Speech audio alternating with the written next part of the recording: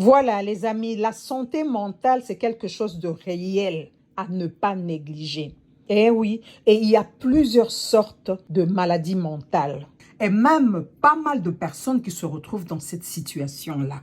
Et donc, j'avais parlé il y a quelque temps d'une sorte de maladie mentale qui existe. Et donc, si vous voulez en savoir plus, allez voir dans mes anciennes vidéos, vous allez trouver cela.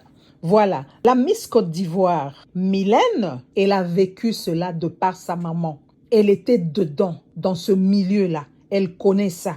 Elle connaît ce que c'est. Et elle a perdu sa maman à l'âge de 6 ans de suite de cette cause-là. Voilà, elle nous explique pourquoi, quelle a été sa motivation, ce qui l'a poussée à participer au concours Miss Côte d'Ivoire dont elle est sortie victorieuse. Donc voilà. La santé mentale, c'est quelque chose de réel, de vrai, qui existe et à ne pas négliger, s'il vous plaît. Écoutons ensemble. Quelle est la motivation? Qu'est-ce qui pousse Mylène à participer à Miss Côte d'Ivoire? Moi, personnellement, ma motivation, ça a été mon projet humanitaire qui me tient à cœur. Et je me suis dit qu'en me présentant à ce concours, j'allais pouvoir mettre de la lumière sur ce qui touche pas mal de personnes.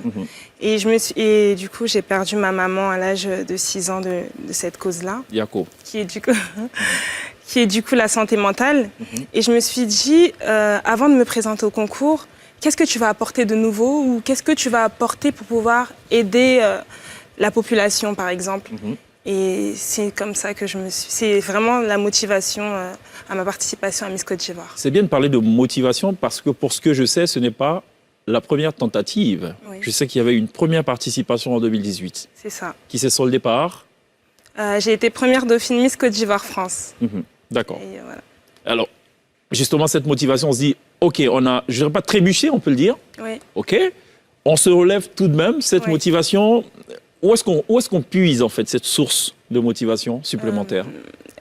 On la puise dans... Enfin, moi, personnellement, quand j'ai été première dauphine Miss Côte d'Ivoire France, certaines personnes ont dit que j'avais perdu. Moi, je trouve qu'on ne perd pas, on apprend.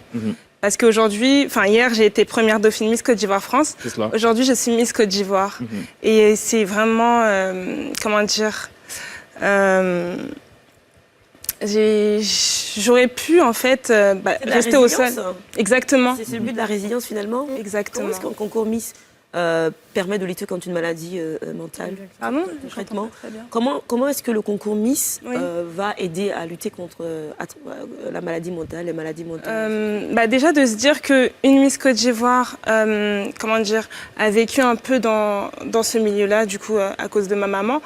Les gens pourront se dire que elle a vécu ça, elle connaît ça, et du coup, ils pourront voir de l'espoir en moi, en fait. Elle est plus crédible. À en parler, elle est plus crédible. Exactement. En fait, je maîtrise, je sais de quoi je parle, je sais ce que ça fait, et je sais qu'il y a beaucoup, que ça soit en Côte d'Ivoire ou même ailleurs, il y a beaucoup, énormément de personnes qui vivent ça. Mais justement, concrètement, quelles seront les actions? Déjà, j'ai commencé mon projet humanitaire, j'ai commencé mon mandat, par mon projet humanitaire, et je suis allée visiter l'hôpital psychiatrique de Bingerville. J'ai apporté des dons.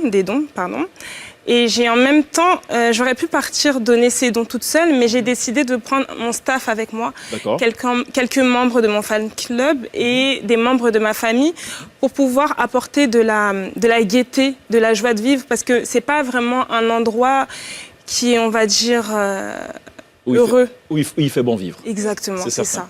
Indiscutable. Et du coup, voilà. Et en fait, je me suis dit, on est parti, on a discuté avec ces personnes-là, on a dansé, on a prié, et c'était vraiment un beau moment. Parfait. Donc, voilà.